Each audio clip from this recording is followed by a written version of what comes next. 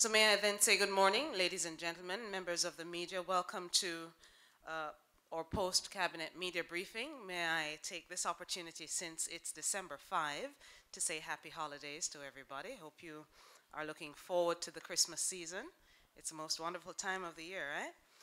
Okay, and so this morning we're pleased to be joined as usual by Senator Royal Reid, Minister of Education, Youth and Information, Minister Darrell Vaz, the Minister without portfolio in the Ministry of Economic Growth and Job Creation, will join us shortly. And also with us this morning is the Honorable Favour Williams, the Minister without portfolio in the Ministry of Finance and the Public Service. We're also pleased to be joined this morning by Mr. Joseph Shakir and also representatives from the Early Childhood Commission, the Chair, Mrs. Tricia Williams-Singh, as well as the Executive Director, Carlene Deslandes, and other members of the team are here.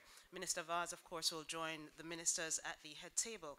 So let's first begin with the notes from our cabinet meetings to be done by Minister Reid, followed by Minister Vaz, given that he has another engagement, and then we'll take Minister Williams. Following that, we'll have our question and answer segment. So we start with Minister Reid. Thank you.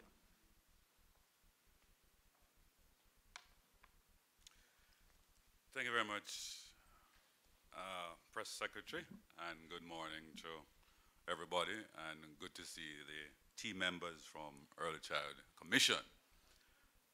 We have a very short presentation this morning as we come to the close of a great year. This is the last press briefing for this year.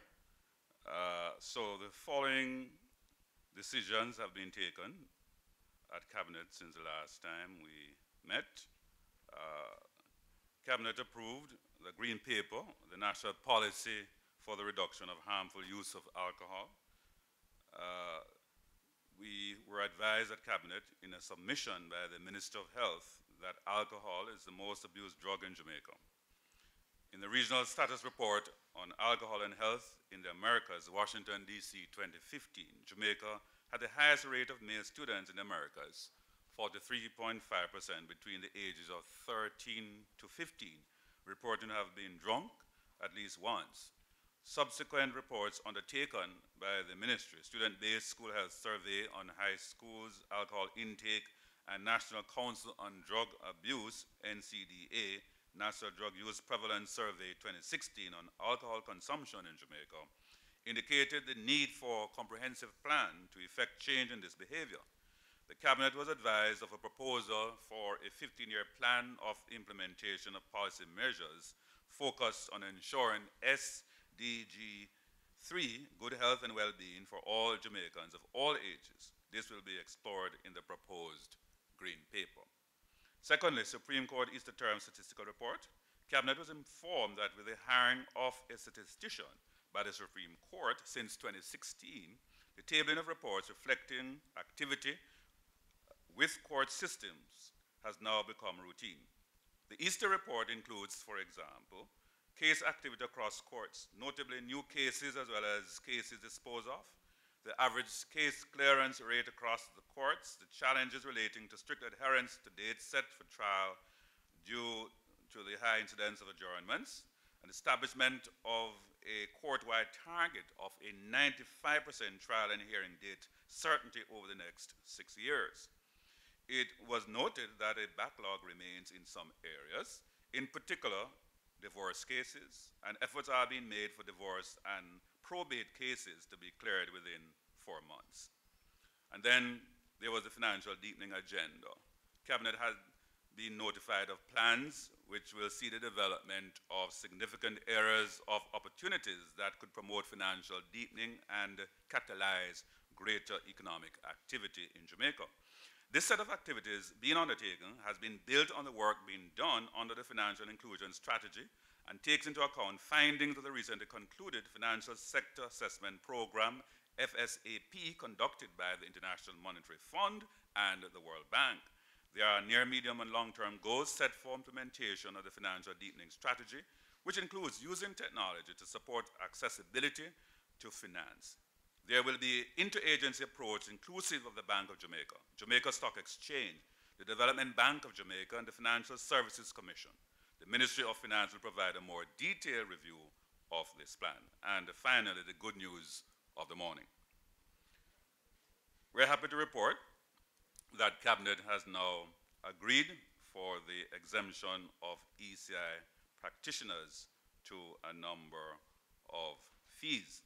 Cabinet has granted approval for all practitioners at the early child level, registered with the Early Child Commission and working with early child institutions to be exempt from paying for police records, medical records, and food handlers permit.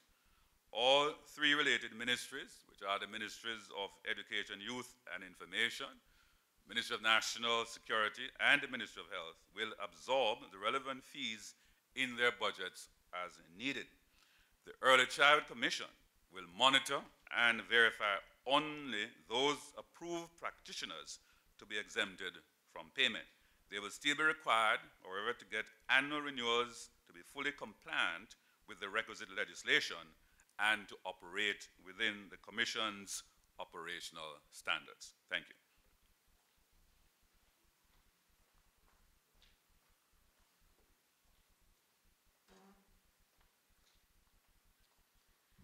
Thank you, Minister Reid. Ending with that major announcement concerning the Early Childhood Commission. I see Minister Williams getting up, so then may I invite Minister Favour Williams. Minister Vaz will be with us throughout to give us her update on the economy. And just to let you know that Mr. Joseph Shakir is the chairman of the enterprise team, Bernard Lodge Master Development Plan, and Minister Vaz will speak directly to that matter when he comes. So let's first then have the Minister without portfolio in the Ministry of Finance and the Public Service, the Honorable Favour Williams. Thank you. Good morning, everyone. Let me acknowledge my colleague, Minister Vaz and Minister Reid, members of the media, members of the Early Childhood Commission. Since our last post-cabinet press briefing, we've had the Planning Institute of Jamaica, the PIOJ, announce that GDP for the July to September quarter is estimated to have grown 1.9%, making that the 15th quarter of consecutive or back-to-back positive GDP growth. This is the first time, if you look back over the last 20 years, that we've had such a long stretch of GDP growth on a quarter-by-quarter basis.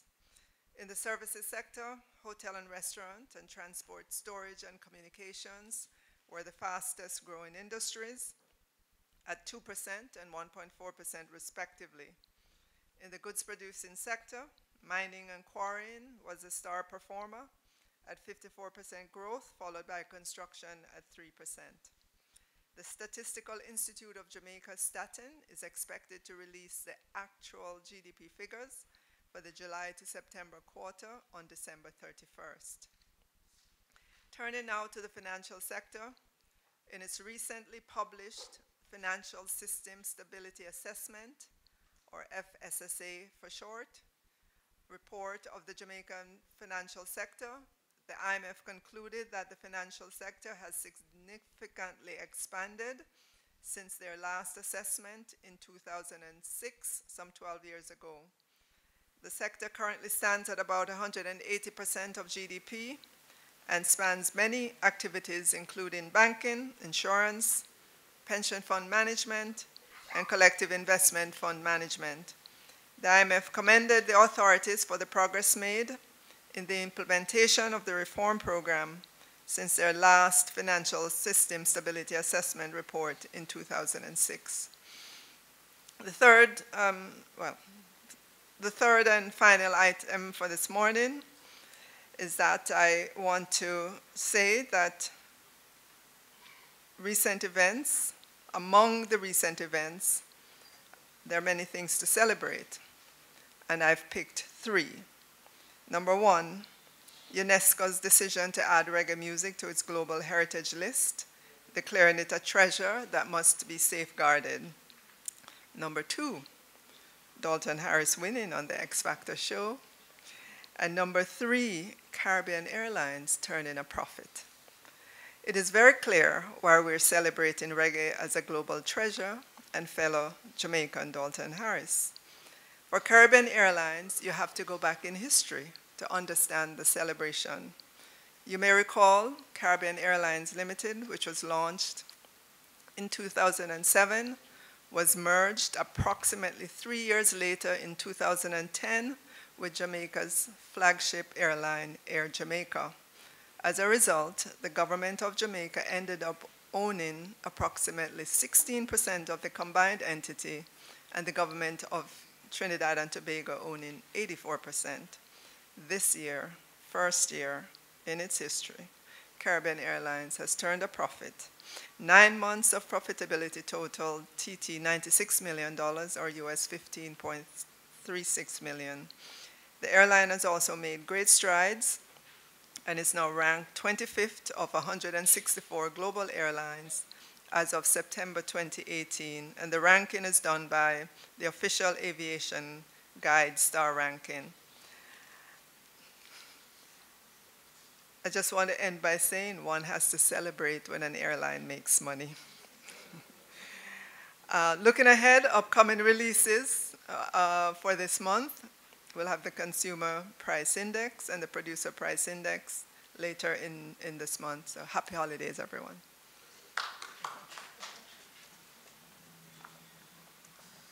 Thank you, Minister Williams. And of course, the significance there with Caribbean Airlines, of course, the divestment of Air Jamaica, and certainly we are pleased to see the turnaround and the profitability of Caribbean Airlines.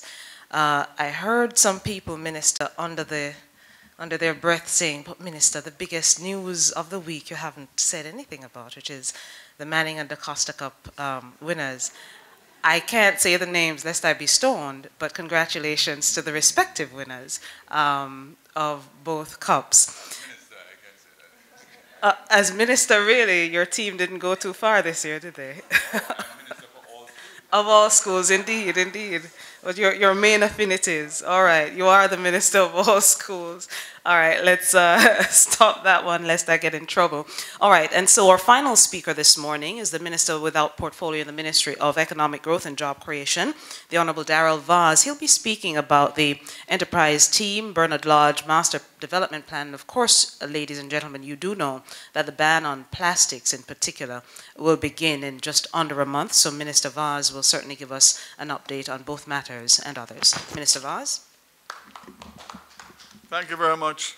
Good morning, ladies and gentlemen.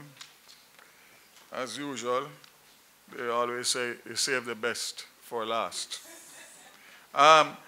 Just to give you a quick update on the plastic ban, which, as you know, is going to be effective on January 1st. I'm pleased to say that the legislation is now with the Chief Parliamentary Council. We'll be using the Trade Act and the NRCA Act to enforce the measures. The advertising campaign will intensify in the coming weeks, as we have now gotten the commitment from the Ministry of Finance and through the Ministry of Economic Growth and Job Creation for $40 million to be able to properly advertise and educate the public.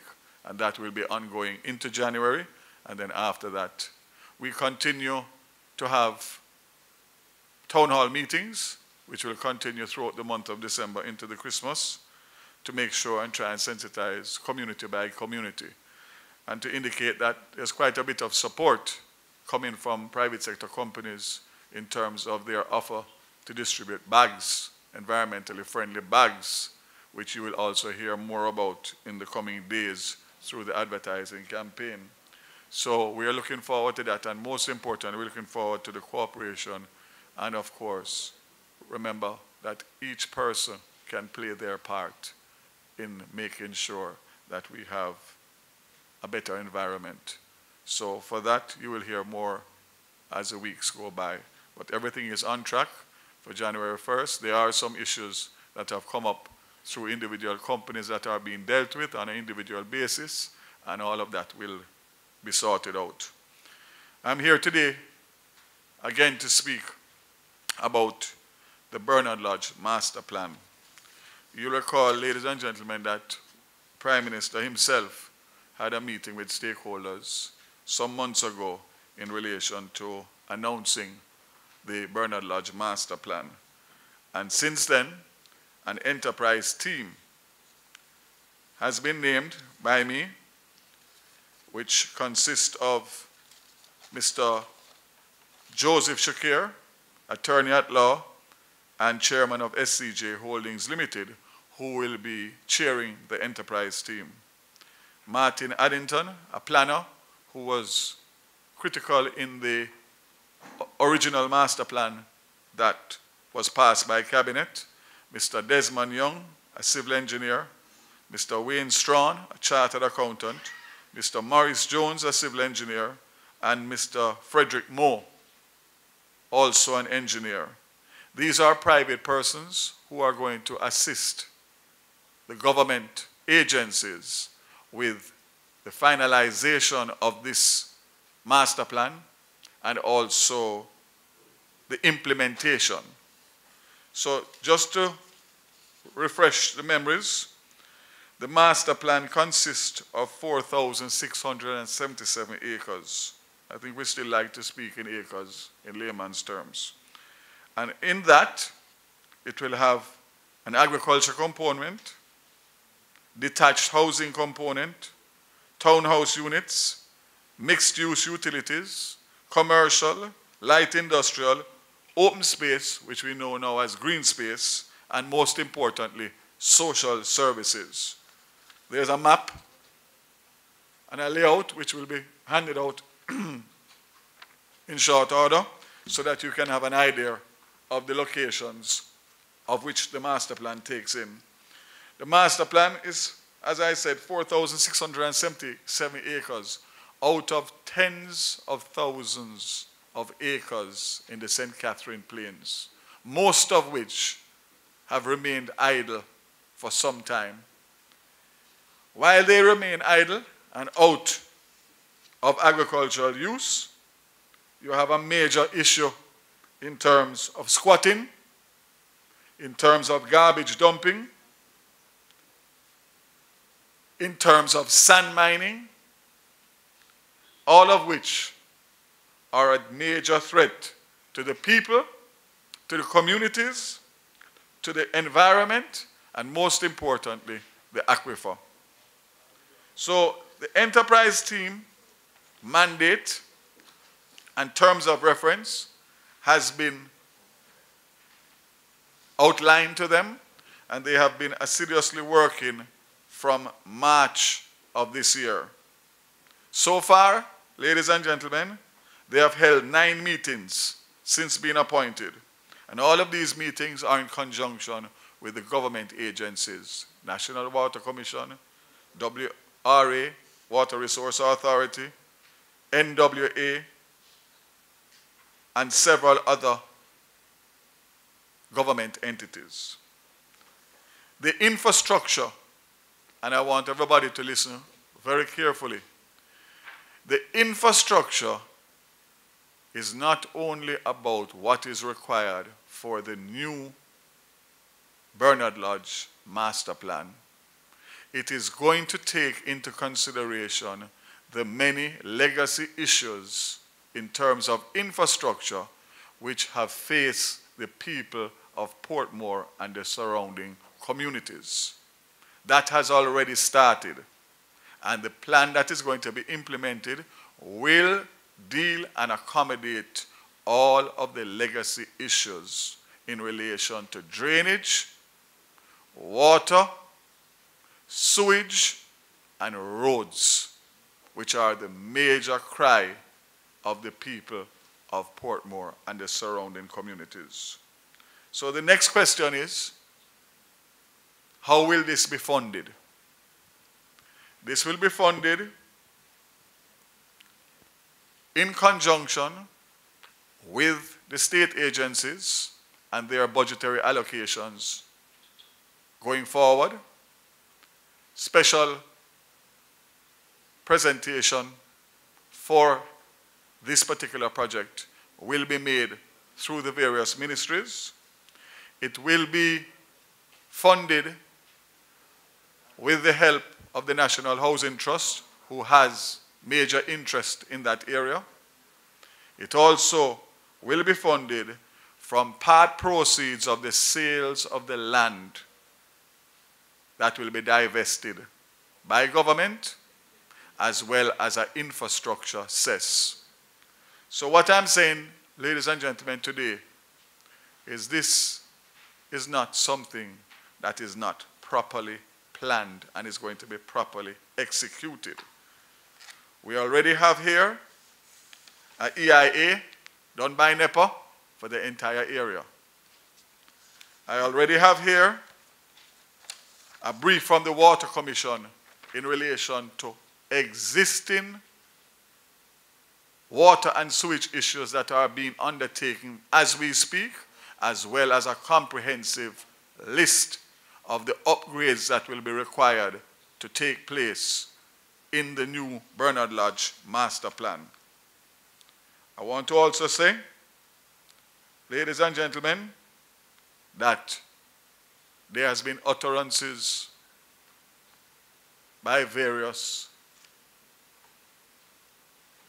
politicians and the Portmore Municipal Council. This master plan, and I want to make it categorically clear, is about progress, not politics. We are looking forward to full cooperation. We are going to engage everybody, including NGOs, by way of community meetings, town hall meetings, as soon as we have something that is signed off and ready to present.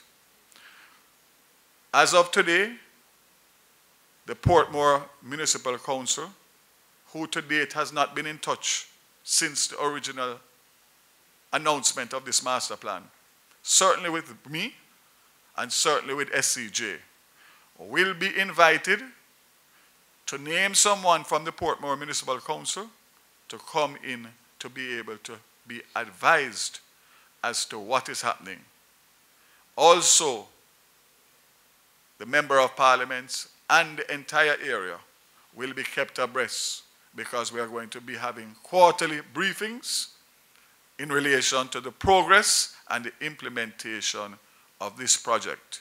So when concerns are raised out there about water and about sewage, the answers will be there for them, because whereas there's no water or there's water issues now, I want to make it very clear, and Mr. Joshua here will give more details when I'm finished, that we are not using any of the existing water supplies to provide water for the master plan.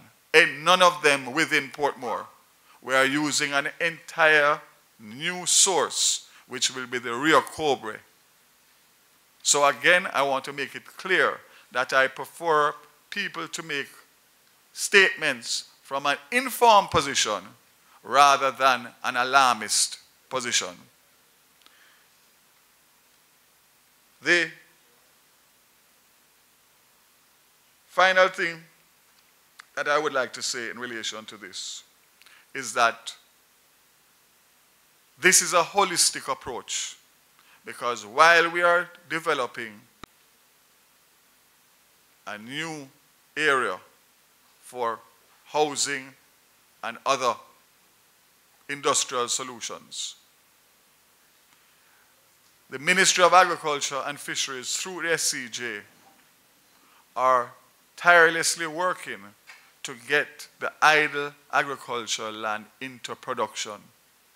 So what you will have at the end of the day is a completely new community with giving opportunities for thousands of jobs, thousands of housing solutions for persons who are looking to either own their first home or to invest in another home, and production, agricultural production, as I said, for which Mr. Shukir will speak about.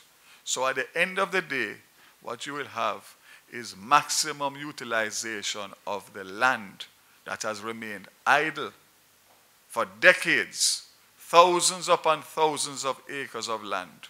So we are looking at development and production. And with that, you have a win-win situation because your food security is being taken care of and your infrastructure requirements for a growing economy is also being taken care of. So, ladies and gentlemen, I can stand here and say that this minister and this government is looking at the Bernard Lodge Master Plan as a major strategic development for the expansion of the Portmore and surrounding communities, which is well needed, and at the same time putting the idle land into production. We are encouraging full cooperation by all government agencies, by the Portmore Municipal Council, the NGOs, and we will be keeping the country informed on a quarterly basis so that full transparency and full information is there for everybody to follow and to see. So I'm going to ask Mr. Joshua here to just come quickly. I'm sure there will be some questions that we will field, and he would more be able to deal with the technical aspect, but I want him not only to reiterate what I have said, but to give some specifics in terms of the infrastructure improvements for the current Portmore and surrounding communities and what is envisioned in terms of the infrastructure requirements for the Bernard Lodge Master Plan. Thank you. Joe?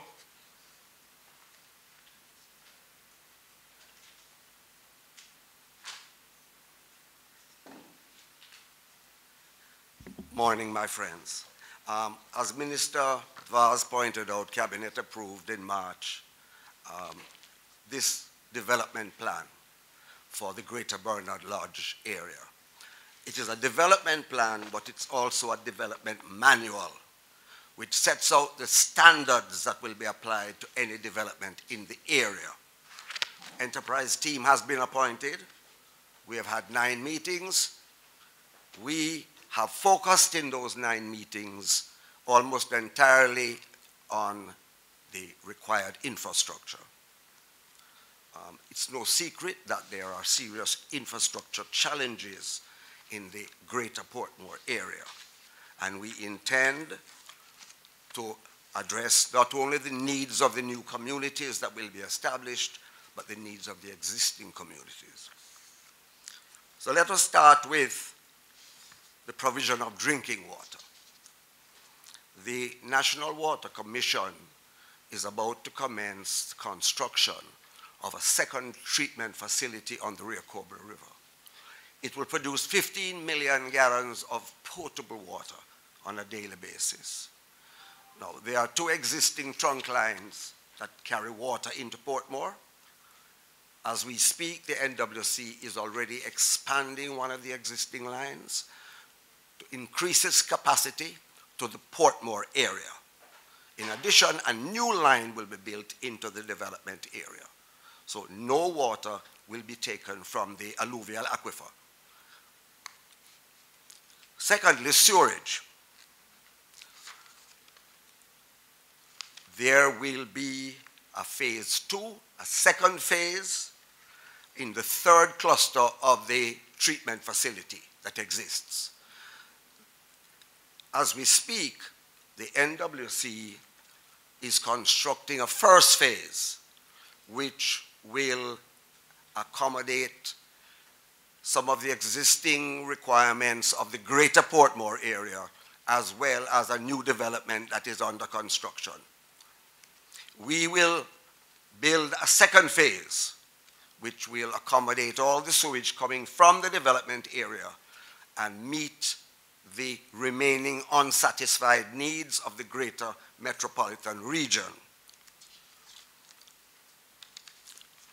A new sewage trunk line will be established to take the sewage from the development area into the new treatment facility. As important as those items are, we will also be taking steps to isolate the aquifer from further impairment. Now, anyone who thinks that the aquifer is pristine water as we speak is entirely incorrect. First of all, the aquifer has been much reduced. The water in the aquifer has been reduced by overuse over the decades. Secondly, there is a high manganese content in the water. The experts believe that that is a result of the sugar operation at Bernard Lodge over the decades, although I don't think they have determined that with absolute certainty. Secondly, because of overuse, there is saline intrusion in the aquifer. Now, what we intend to do, we intend to limit, wherever possible, the construction of hard surfaces and put in earthen surfaces or more permeable surfaces. I don't know if you've been to Florida, you would have seen a proliferation of lakes. Now, those lakes serve a critical purpose. And we are going to create such lakes in the greater development area that will accommodate runoff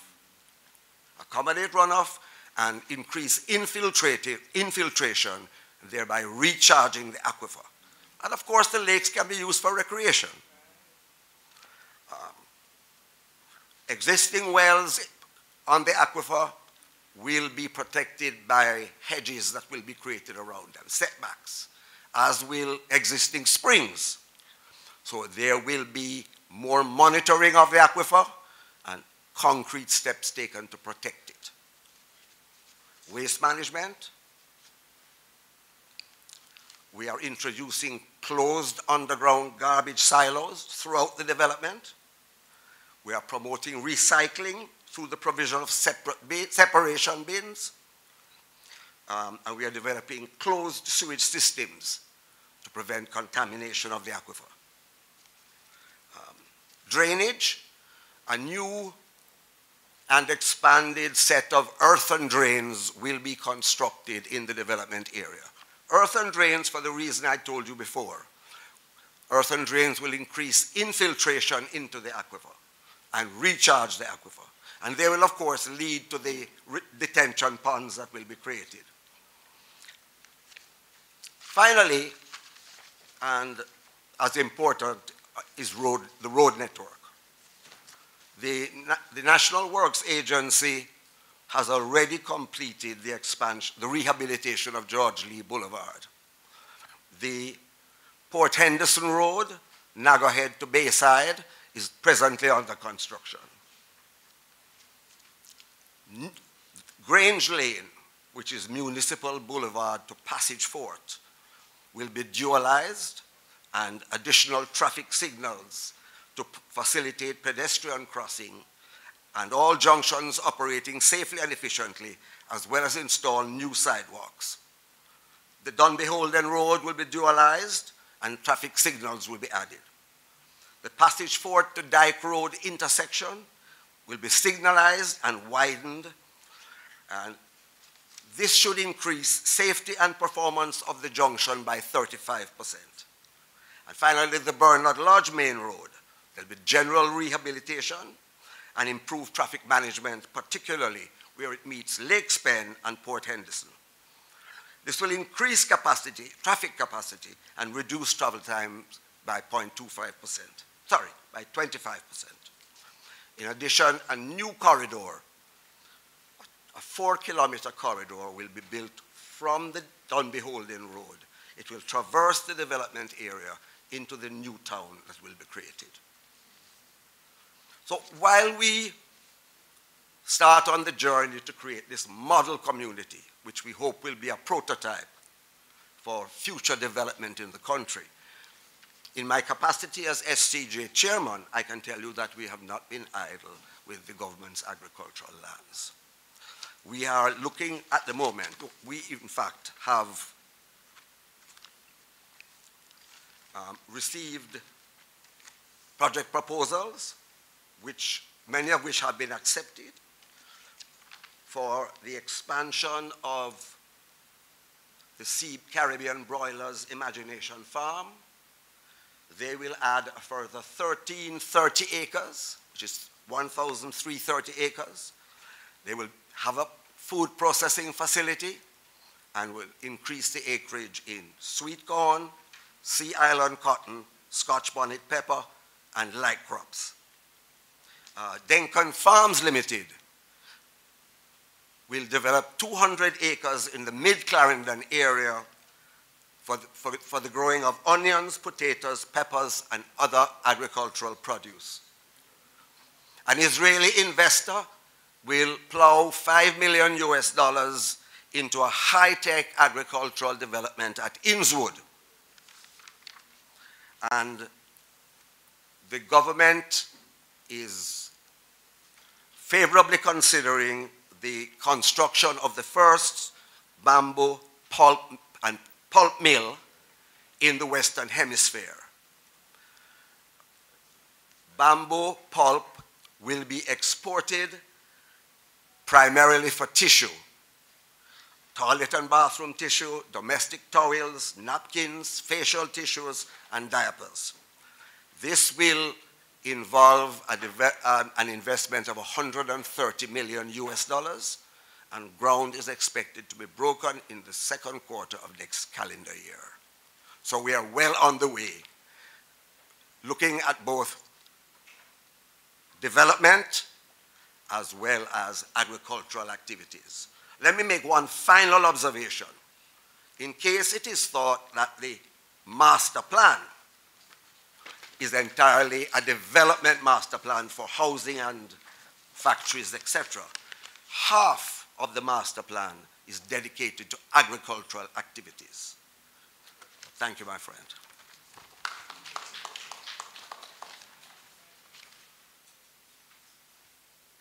Ladies and gentlemen, I don't think anybody can argue that it is a well thought out plan that is being implemented.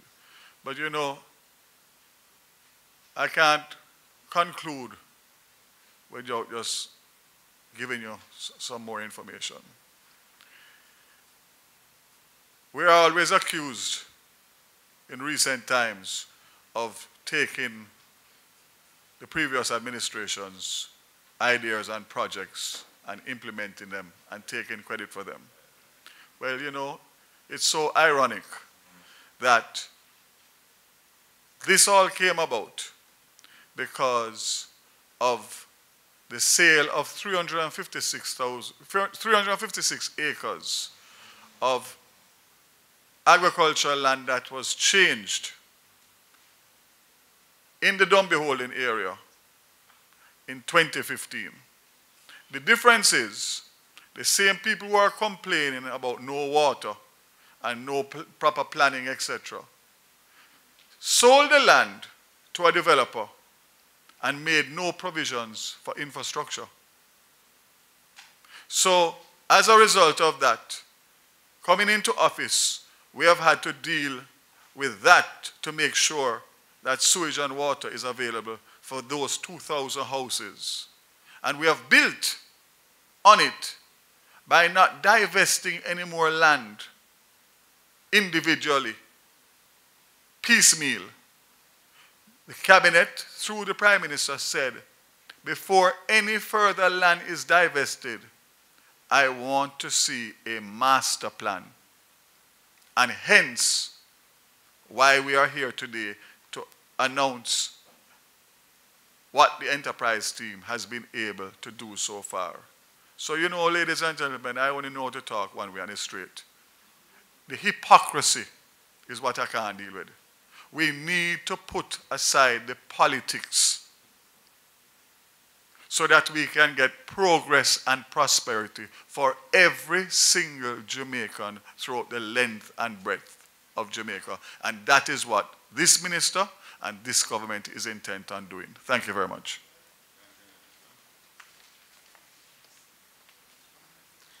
All right, thank you, Minister Vaz and Mr. Shakir, for that comprehensive update there. And members of the media will appreciate some very, very important announcements coming from those, especially looking forward to the second quarter next year when the bamboo factory will be open. Just by way of updates as well, the Prime Minister, the Most Honorable Andrew Holness, returns to the island today.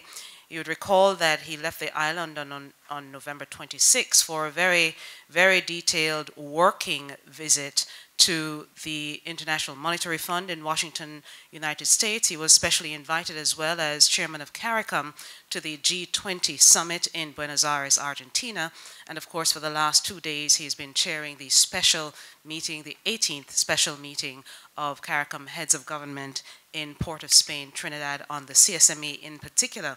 Just two highlights coming, of course there are more, but I just want to highlight two issues coming out of these very, very important few days that the Prime Minister has been away. One, while in Washington, D.C., the Prime Minister did sign with the Inter-American Development Bank a new kind of loan product, a contingent credit facility, $285 million in value. The facility will provide immediate financing during emergency recovery phase of any natural disaster. And certainly he spent a lot of time overseas speaking about resilience building and resilience in Jamaica. And of course, yesterday coming out of the CSME issues in Trinidad and Tobago, where he chaired, Jamaica will be hosting the 4th ministerial meeting of the Energy and Climate Partnership of the Americas in October next year. So those are some very, very important announcements coming from that. Also, for those in the media, at, I believe,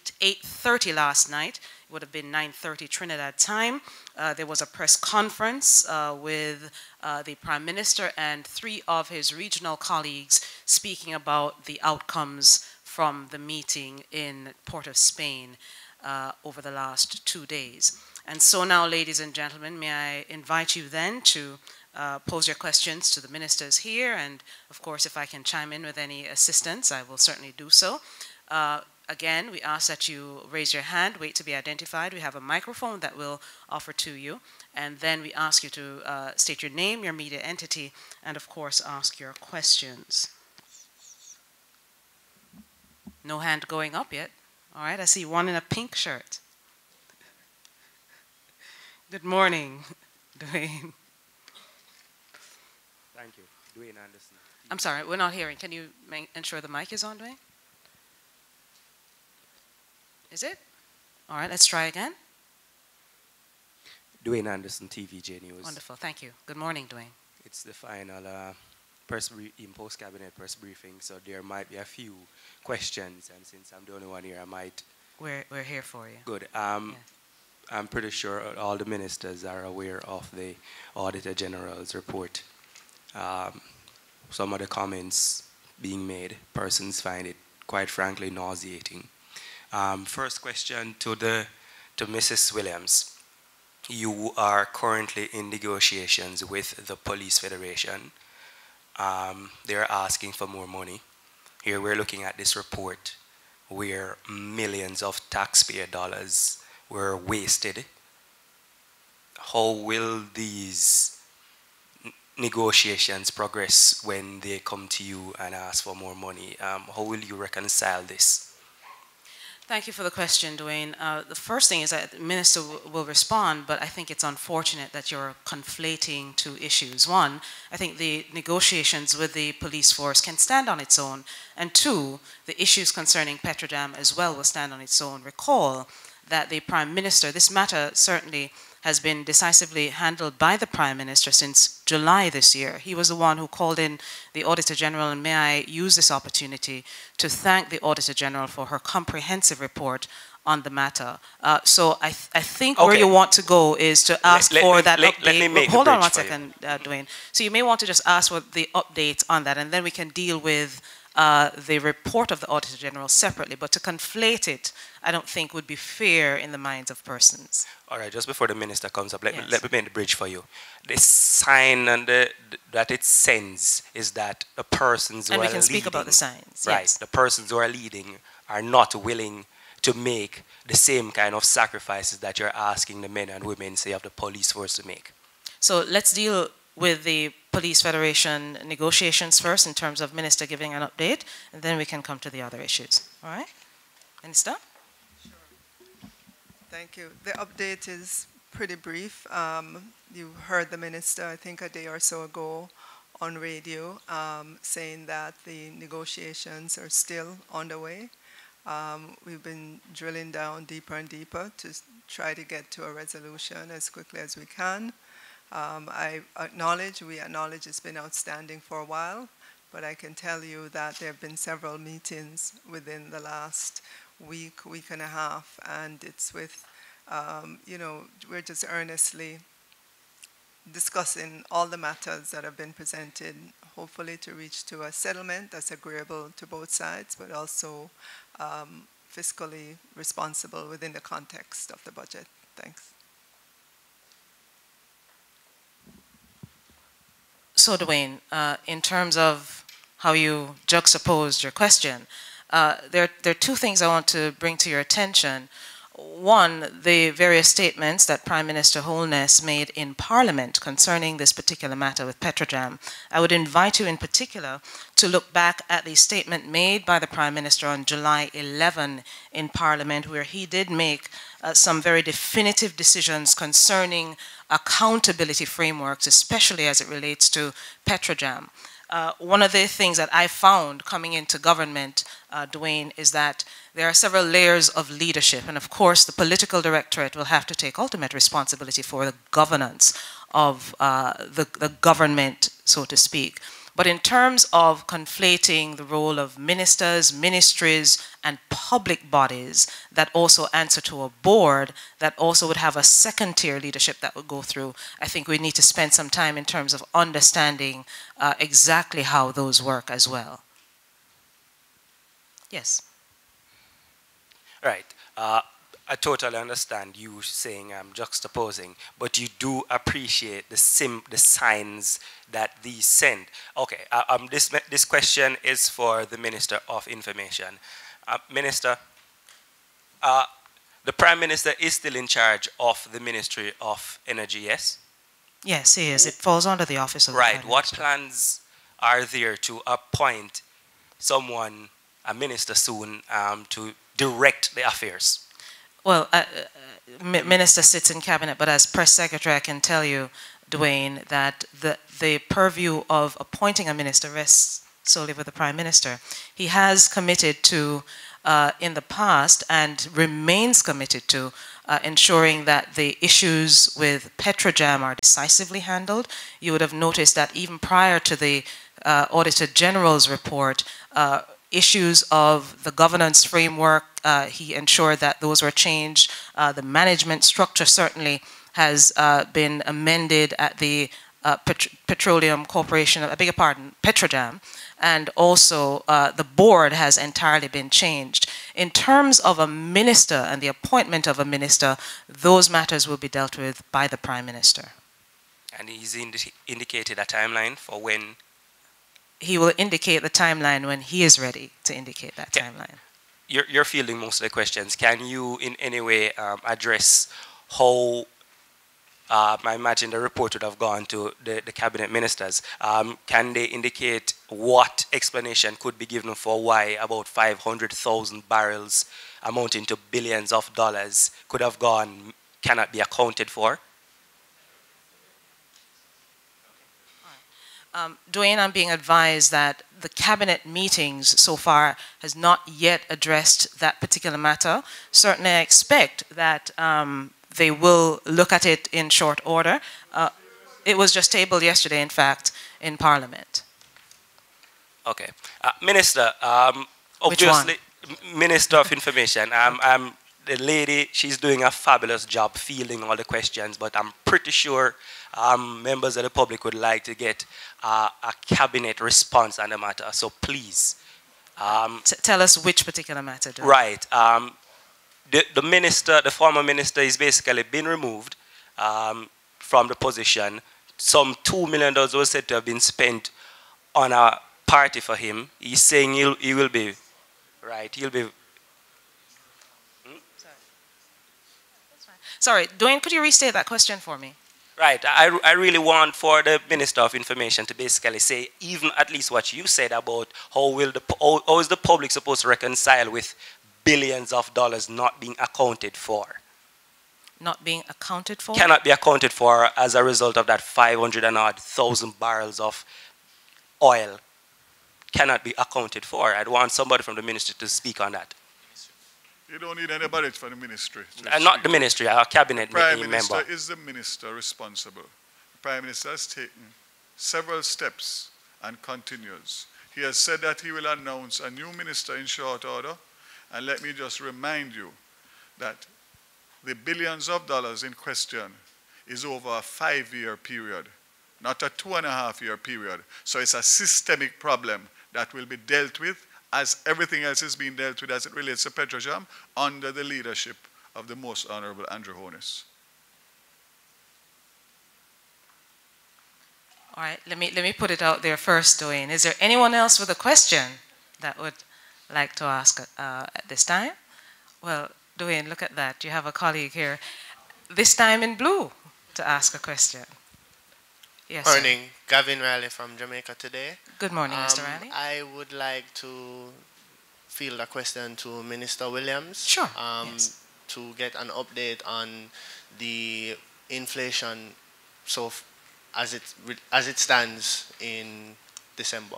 The inflation targets for December. Right.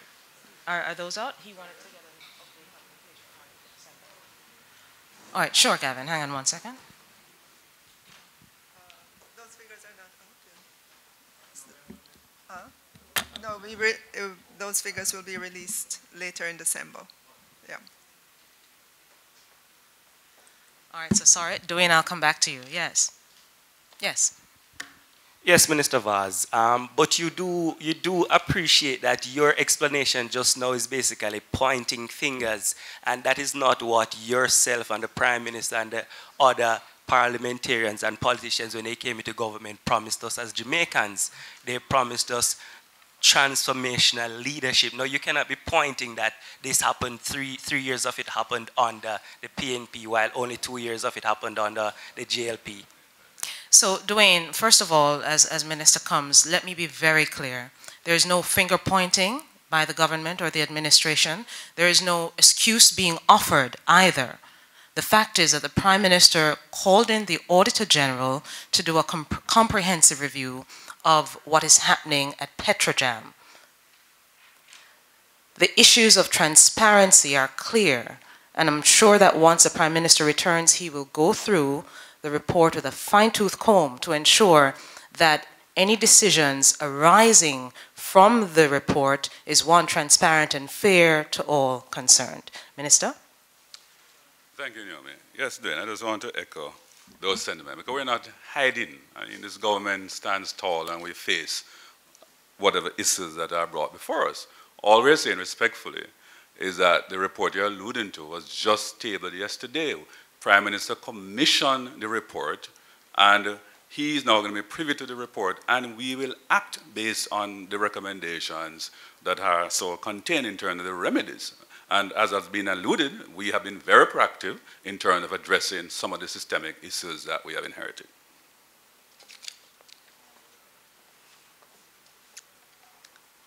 Again, yes. It's the final one, so I'm giving you leeway, Dwayne. Although, again, maybe you should ask your colleagues, is there anyone else who would like to ask a question? All right, let's go. Yes. Right. Yes, Dwayne. But you do appreciate, though, that... On the same issue? On the same issue. Okay. This has been ongoing for about 4 months. Excuse me? Ask your question, Dwayne. I'm not hearing you. Yes, go ahead. Dwayne? Yeah. Yes. All right. The issue has been going on for 4 months. It's been going on for 4 months. We've 5 years. Right. But we were promised transformational leadership. So the buck rests with Andrew Holness right now. So Dwayne, let's look at the issue. So let's one second, Dwayne. So let's look at the responses of the Prime Minister. One, the board has been changed. The board has been changed entirely. The portfolio has come to the office of the Prime Minister. A new board is in place. There are serious management changes that have taken place as well. The Prime Minister also ensured that there are accountability frameworks following all of the information that was given to him, presented to him earlier on in the year, some decisive actions, and in particular, again, I ask you to refer to July 2 and July 11 in terms of those releases and statements coming out of the office of the Prime Minister, and in particular the statement by the Prime Minister in Parliament. So again, there's no issue of saying this is acceptable in any way. You have not heard that pronouncement from the Prime Minister or anyone in government concerning the activities that have taken place at Petrojam based on what is in the public domain. What is happening at this point is the Prime Minister, having acted decisively prior, would need time to review this report to ensure that further actions continue to be transparent and, as you have said, transformational in what he does as well. So again, Dwayne, if it is that you want us to say this is horrible, I mean, there's nobody in Jamaica who would accept some of the points raised in the report. Importantly, and Minister Vaz said it, it's not an issue that originated 2 years ago. It's something that has been systemic and maybe accepted over various administrations of Petrojam.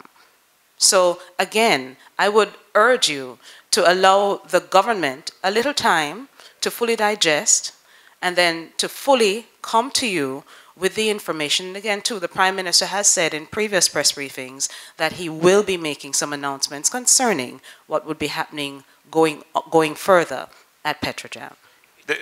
And your final one.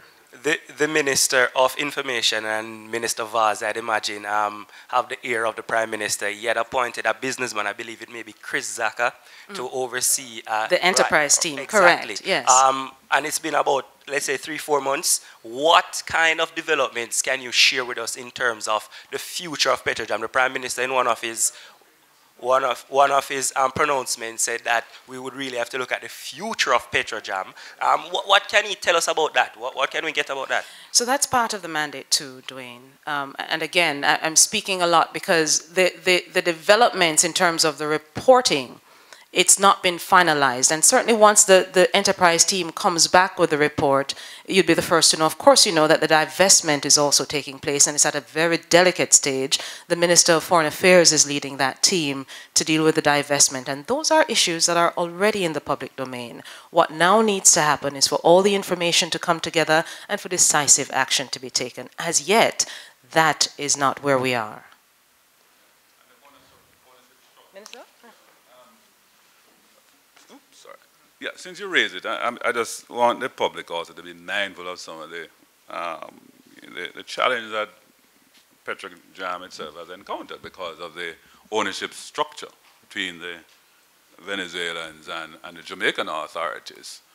And that constrains sometimes how the board have functioned from time to time, right? So even the issue in terms of the future of Petrojam is equally constrained where you can get those partners to agree on the way forward. So I want those nuances to be taken into consideration. I believe as a government we're doing all that we can. We are negotiating very, very hard. And in fact, what we're trying to do is transformational to make sure we fix the problem attendant to Petrojam once and for all. So you're right.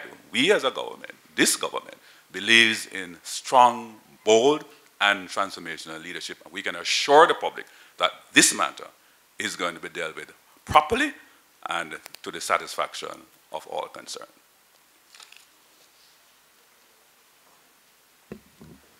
All right. So that we don't get the excuse that it's a one-man show, we'll ask the final question then.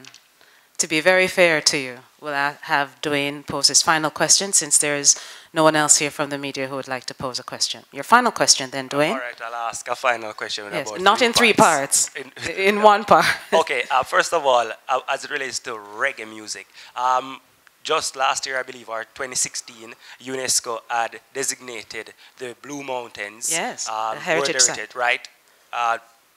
They've done the same this year with reggae music. Incidentally, I was up in the Blue Mountains, and the tourism and the other benefits that the people up there expected to result have not materialized. What will we be doing as a government to ensure that we, market or leverage this position, this new designation, to make some money from it? Thank you for that, Dwayne. Hang on one second. That's part A.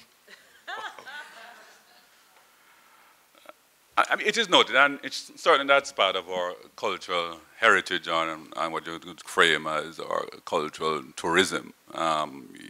You've seen the influx of Airbnb, the EP type of tourism where tourists are no longer want to necessarily stay in all-inclusive. They want to go all across Jamaica. We're seeing them down in Trench Town and all over Jamaica.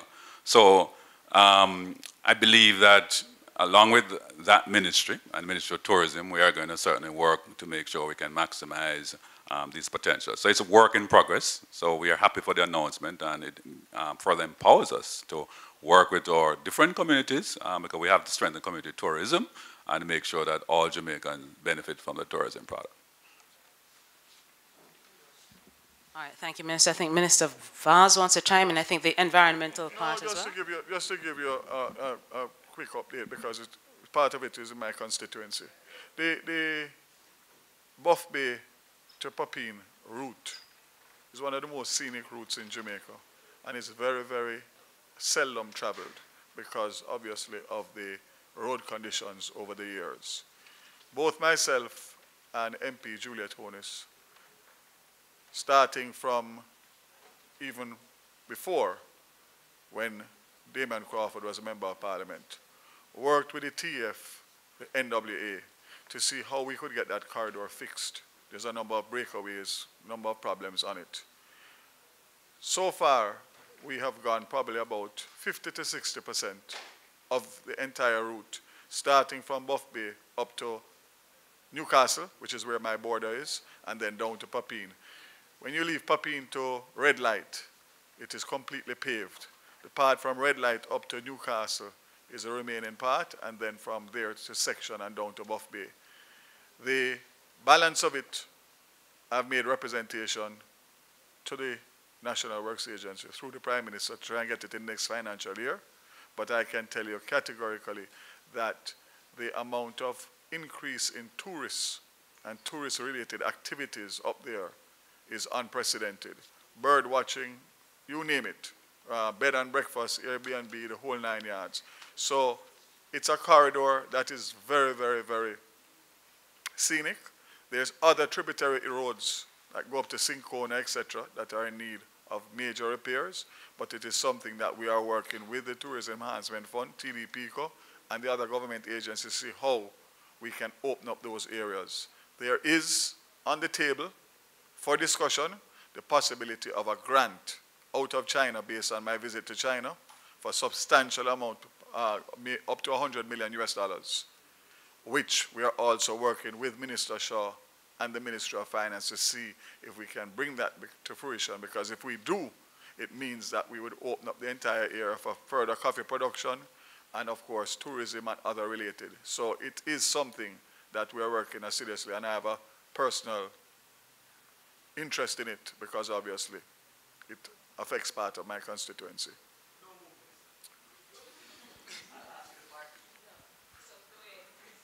Yes, Dwayne. It's Christmas. So B, you made the mention of China, so I'm going to use that to bridge the part B of the question. Oh. Right, we're venturing into bamboo, and I understand that it was on a trip to China that we decided that this is somewhere that we might go into to make some money. How will this sort of sector, how will our position as a small island state reconcile with us using bamboo to produce material? How will that work with the environment? It wasn't actually in China. China was an additional discussion, but there's been several interests in terms of bamboo for the 2.5 years that I've been privileged to be in ministerial position. The Ministry of Agriculture is leading it. They themselves have set up a unit to try and come up with a policy. It has environmental impacts, especially in terms of the forests, etc. So all of that is being worked through, but in essence, so far, where we are, there are areas of lands that can be designated for the production of bamboo without causing major impacts, environmental and otherwise. So it's something that's unfolding, and I'm sure the Minister of agriculture, we speak more to it because, as you heard SCJ speaking about a project, there are several projects that are on the table with major, major investments in relation to bamboo. So you'll hear more about it. Thank you, Minister. And regarding Blue Mountain, Dwayne, in my fitter days, I used to ensure that I see the sunrise at Blue Mountain. So next time you're going up, if you want to walk all night, I'll be a good hiking partner. May I then thank everyone for being here today. Thank you, Minister Vaz and the team from Ministry of Economic Growth and Job Creation, Mr. Shakir, as well as Minister Favour Williams, and of course, Minister Royal Reid, Minister of Information, Youth and Education. Turn it all around all the time. Once again, everyone, happy holidays. Have a wonderful 2019. Set your goals and make sure you work toward them. Happy holidays and good morning, everybody.